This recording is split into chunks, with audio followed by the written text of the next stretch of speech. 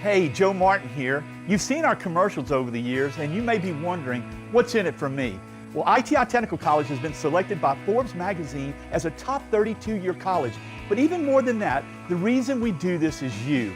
Our tagline is, for a better life, and we mean that, for you to be able to have the life you've always dreamed about, to do the things for your family you've always dreamed about. And it can begin here, where we are dedicated to your success, because here at ITI, the reason we do it is you. This is Sports 225 with Lee Feinswag, and I'm Lee Feinswag. We're in our 24th year, if you count Sports Monday and Sports 225, and the only way that could happen is, well, it's my show.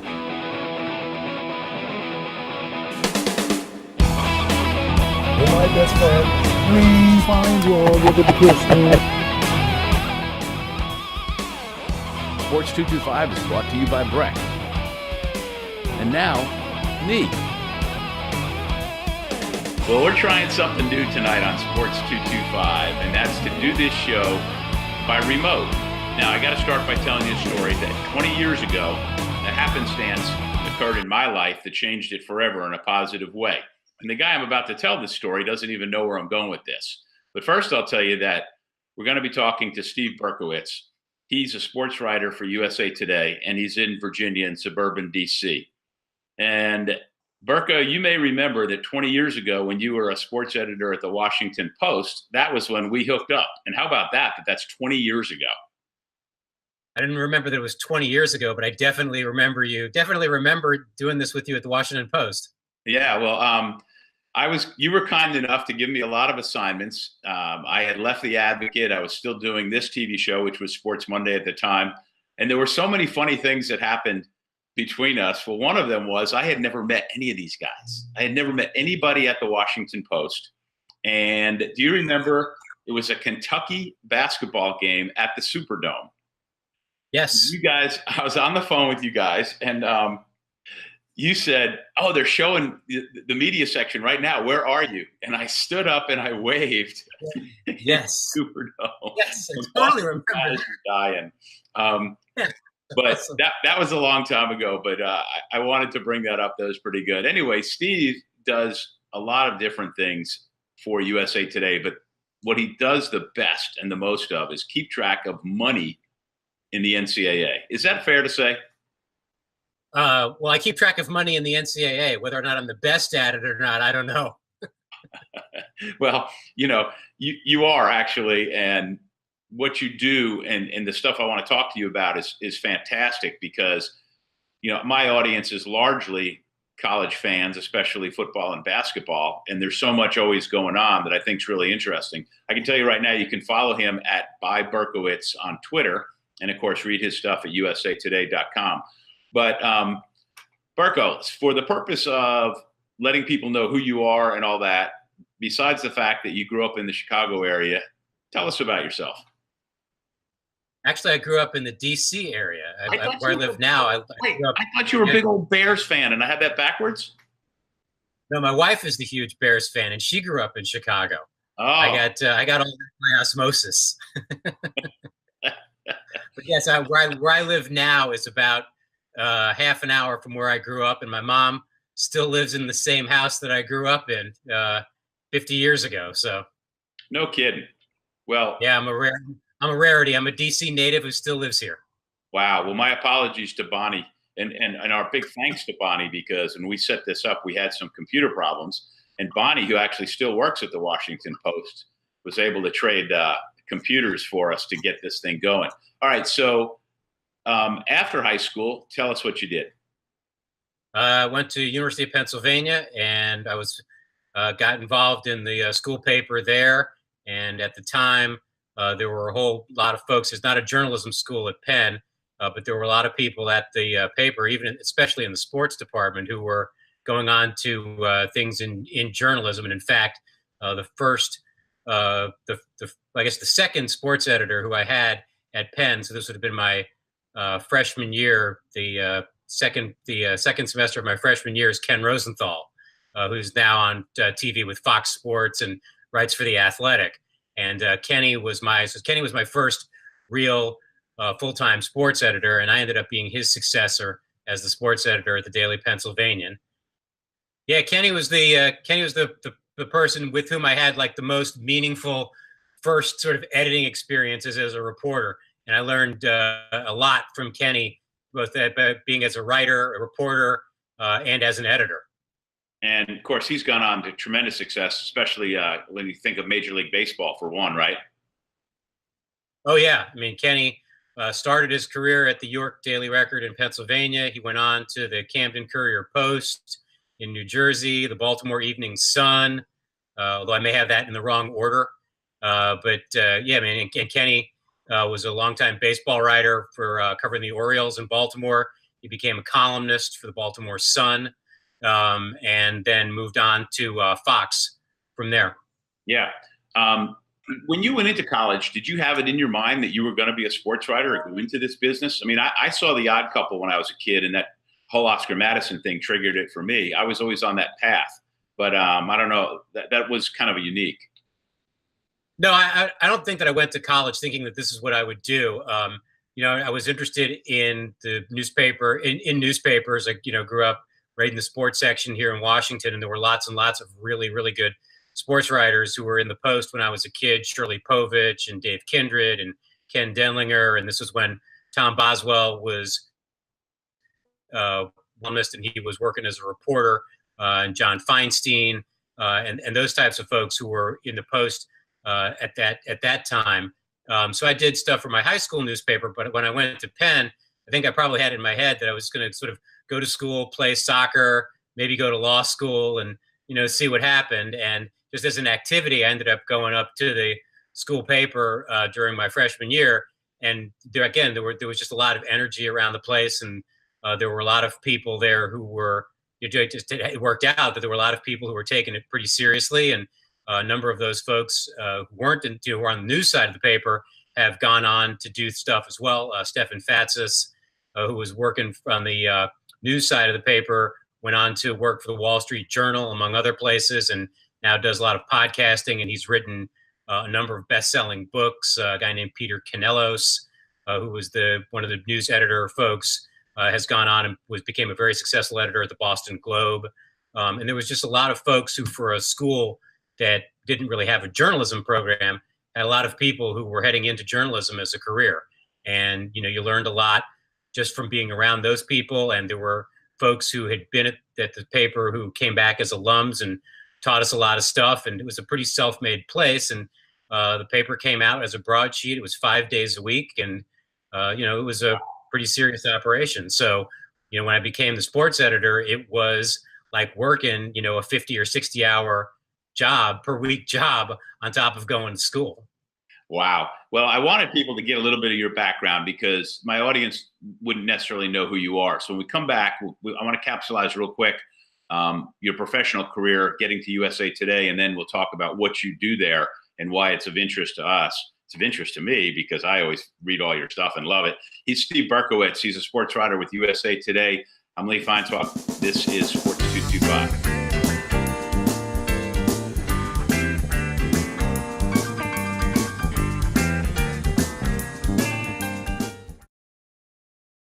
Hi, I'm the human dislike button. You may recognize me as the guy who enforces rules at Breck Parks. Check out my amazing presentation. Did you know? Motorized vehicles are not allowed in Breck Parks. Sales and solicitation are prohibited without permission from Breck. And my favorite rule, keep Breck Parks clean by placing all trash in trash cans. Come on, you can do this. For more information about these and other Breck rules, please visit breck.org/HDB. We're back on Sports 225 and visiting with Steve Berkowitz. He's a sports writer for USA Today. He joins me in Virginia. I'm, of course, here in Baton Rouge. We talked about his life before we got to in the last segment, just how he got to the University of Pennsylvania and how he got into sports writing. All right, so you graduated, and in a minute or less, tell us the jobs you've had. Well, I worked at the Washington Post, and I started there. I didn't have a job coming out of college. I was working actually at the Orioles baseball store in downtown Washington. And I started out working as a freelancer, taking high school football scores on Friday nights for the Washington Post, and got some assignments that way and sort of ended up working sort of part-time, part-time for them, and sort of became full-time, part-time. And I didn't get a real full-time job until about a year and a half later. got a job in Chicago covering the University of Illinois. Yeah, I knew the Chicago thing. Came I got a flyer for that. Yeah, came back to the Post about 3 or 4 months later after covering the 1988 Final Four with Danny Manning and Steve Kerr and Sean Elliott and those guys. That was the year that Danny Manning and Kansas won. And then I came back to the Washington Post as primarily as a copy editor, but also as a reporter, and ended up doing a whole bunch of different things on the reporting side. Covered University of Maryland, covered Georgetown, covered the Orioles, helped cover the Redskins for a while, covered the World Cup soccer tournament in 1994, then moved into editing, and I was an editor there for about 5 or 6 years, and then moved on to USA Today, where I began as an editor. And one of the projects that we did after about 5 or 6 years was to revisit a project that Steve Weberg had done about 20 years earlier, which was a really systematic look at the compensation paid to college football coaches. And so we decided to reprise Steve's work because everybody with coaches were getting college football coaches were getting paid a lot of money. Right. Let me jump in. So we decided to go. Time out, Berko. So see, where I went to him was when he was during that stretch as the editor, a sports editor at the Washington Post, and a great sports editor. Then he moved to USA Today, and I kind of moved with you. And I did a lot of stuff for USA Today back in the day. And then now you're getting to the crux of what I wanted to talk to you about. So I'm sorry for interrupting, but I wanted to just reset it for people. So you guys started looking into salaries, bonuses, and those things. Right. So what we did in 2006 was to put out all the openings to public schools, and we obtained all of the coaches, all of the contracts for the football head coaches, and we went ahead and went through all those contracts and pulled out what all those guys were making, and we put it all together, and people were pretty surprised when you actually empirically did this on a national basis. Nobody had really done that before. People had done, other than Weberg back 20 years earlier, people had done this on sort of a regional basis where they'd looked at the coaches in a specific conference or something like that, but nobody had sort of done this for the entirety of major college football. And the fact that we were able to do that and sort of put it all together, so we're not guessing about it, and we applied a certain methodology to it, and we put it all together and looked at the number of coaches that were making $1 million at that point, which I think was in the low 40s, which sort of really sort of knocked people's socks off. At like a third of the major college football coaches were making $1 million. And let me, you know the story, of course, about LSU hiring Nick Saban for 1.2, and at the time, that just seemed like it was crazy. Right, and of course, Lee, you know who hired Nick Saban for that amount of money, which was outrageous at the time. You talk about current NCAA president Mark Emmert. Correct. Right. Right. Exactly. So that mushroomed into what has ultimately become your job all the time. It seems like you're always, for example, in the last couple of weeks, the rented games, you've been all over those, and the annual salary report is something people really look forward to. I know, it's a big deal. Well, thanks. I mean, it's we sort of turned it into and sort of it's mushroomed into a whole bunch of other things. The first time we did the football head coaches, people were really impressed with it and said, "Hey, when are you doing basketball coaches?" And we went like, "Huh?" And so we ended up doing a basketball coach survey in the spring of 2007, and things sort of went from there. We did the football coaches again in 2008 just to see what kind of progress it was, and we skipped a year. And then in 2009, we decided to resume the survey for football and add the contracts of the assistant coaches. So, and that's sort of where it's gone from there. We've added in an annual look at the revenues and expenses of all the Division I public schools and some other things, including the guarantee games, like you mentioned. Wow. All right. Well, now we've gotten to the heart of the matter, setting it up. We got to take this break. When we get back, we'll get after it. He's Steve Berkowitz from USA Today. Follow him at @Berkowitz on Twitter. Read his stuff at USA Today. and I guess you can, still pick up a USA Today. I see them, but I read it all on the iPad. I'm Lee Feinswag. It's Sports 225.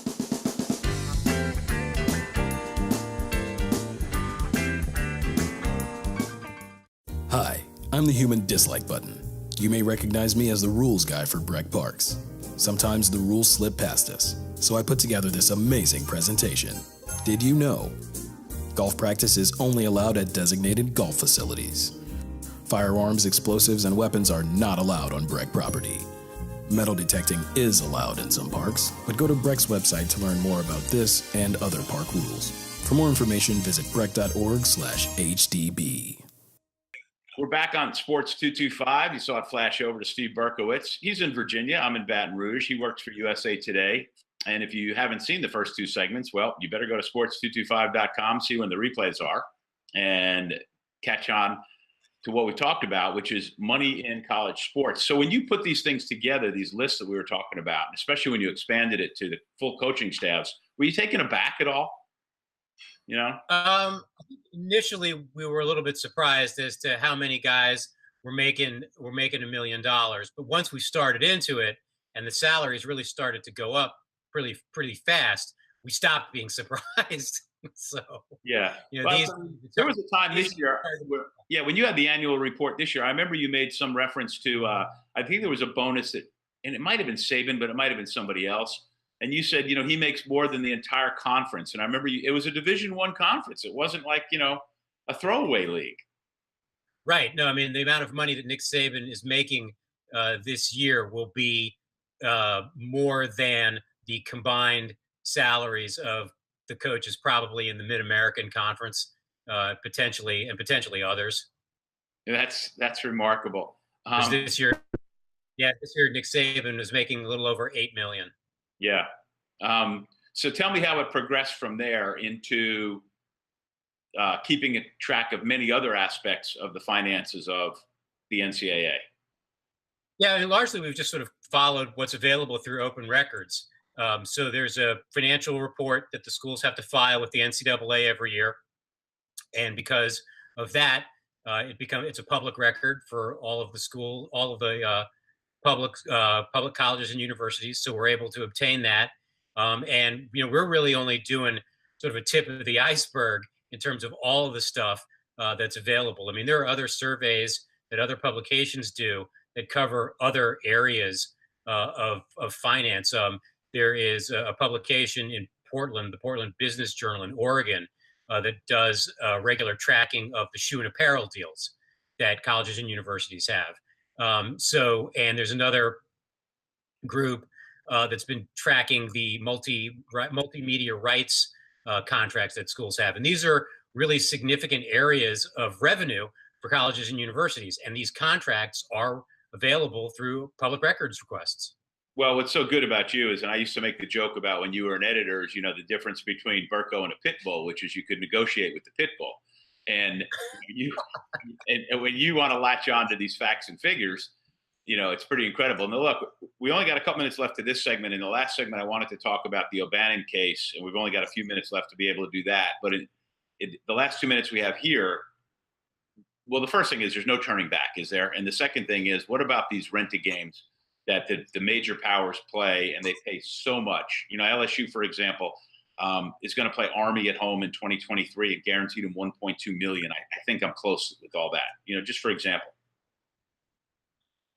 Well, I mean, it's pretty simple. I mean, the schools with the biggest stadiums and the most ardent, serious financial almost obligation to their athletics programs to generate revenue through home games. I mean, if you have a 100,000 seat stadium and you're charging, roughly, $70 a ticket, and you're able to get donations for people to get those seats. I mean, you run a football game, and before you sell the first soda, you're talking about a $7 million gross gate. And so with that being the case, you need 7 home games. And in order to get 7 home games, you need to have opponents to play. And so schools figured out that they could basically put themselves out in the marketplace and say, okay, we'll come and play you for, in one game. We're not going to get a return game out of the deal, but we'll come and play you but you have to pay us because you have that much gate revenue. And for schools, that makes sense, makes business sense for them to play a team where they have the likelihood of a pretty good, they have the likelihood of a win. They'll get a good crowd. It's part of the season ticket package. And so, for those schools, for the bigger schools with bigger stadiums, it's something you have to do. It's remarkable. And like I said, there's no turning back. Well, there's no turning back from this last break. We are Sports 225. I'm talking to Steve Berkowitz. He's up in Virginia. He works for USA Today. You follow him at by Berkowitz. Read him at usatoday.com. And when we get back, he's the only man on the planet who understands the O'Bannon lawsuit. I'm Lee Feinswag at Sports 225.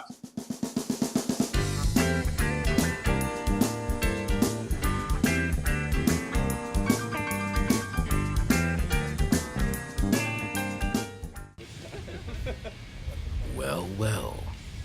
Looks like someone forgot all neighborhood Breck Parks close at dark. You want another? I think they'll pass. Amplified music and sound is prohibited without permission from Breck. No alcoholic beverages on Breck property. Smoking of tobacco products is not allowed. Use of fire is prohibited except at grills. Gotta remember, Breck wants you to have fun, but in the right way. For more info, go to breck.org/HDB. All right, we're coming down the home stretch of this Sports 225. There's nobody to thank for directing because I'm doing it all myself here in the home office. You got to like the Blazing Saddles poster. That's my old water polo ball, the Salukis cap, the Pink Floyd drinking, beer glasses, my Sue Gunner bobblehead, my old Kermit the Frog. See, there's a reason why I got the Kermit the Frog mug here, and I can wear a green shirt because we're not in a virtual set like normal. Go to sports225.com to see all the airings, times for Your View, which is Cox 4, and also CST, and we archive all the old shows eventually, including this one with Steve Berkowitz in a couple of weeks. So quickly to Berko, back up in Virginia. So I called it the O'Bannon case. It's not that, but can you explain it in a nutshell and who's going to ultimately win or lose? Yeah, this is a case that's known by one of the plaintiff's names, which is Sean Alston. So it's loosely known as the Alston case. And basically what this is doing, where the O'Bannon case was testing the NCAA's limits on athlete compensation sort of through the lens of the use of the athletes' names, images, and likenesses in video games and television and so forth. What this case is doing is testing the limits on compensation now just because of the athlete's services and for playing sports, what should be the compensation or what should be allowed. And right now, athletes are allowed to receive scholarships that are based on the total cost of attendance as it's defined by universities through the federal government. And that's what's being challenged. So it's the fundamental underpinnings of the NCAA's amateurism system. All right, so I guess it's kind of a yes or no. Do athletes end up getting paid, and especially in the Power 5 conferences?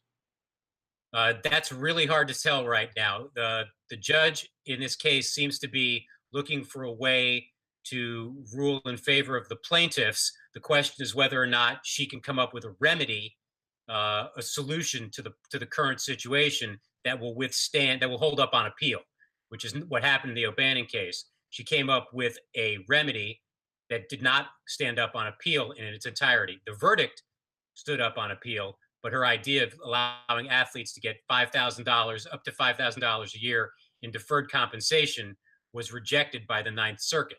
So we'll see what happens this time. All right, we got off to a slow start. The first segment was a little shaky because of the technology, but we got rocking and rolling. I'm fascinated by the whole subject. I invite all of you to read Steve's stuff as often as you can at usatoday.com. Follow him at by Berkowitz, and it's fascinating. Steve, I enjoy our friendship, and I appreciate your time for talking about all this. Happy to do it, man. Really cool to be on the show. All right, and like I said, good or bad, it'll be archived, so everyone up there can watch it at sports225.com. Thanks for watching. Thanks to Steve Berkowitz, and we'll see you next week.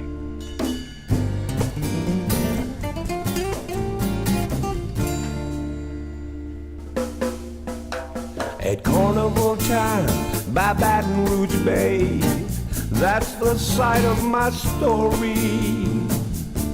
At Spanish Town Mardi Gras, things can get blurry. See the mowers marching, prizes fill the sky.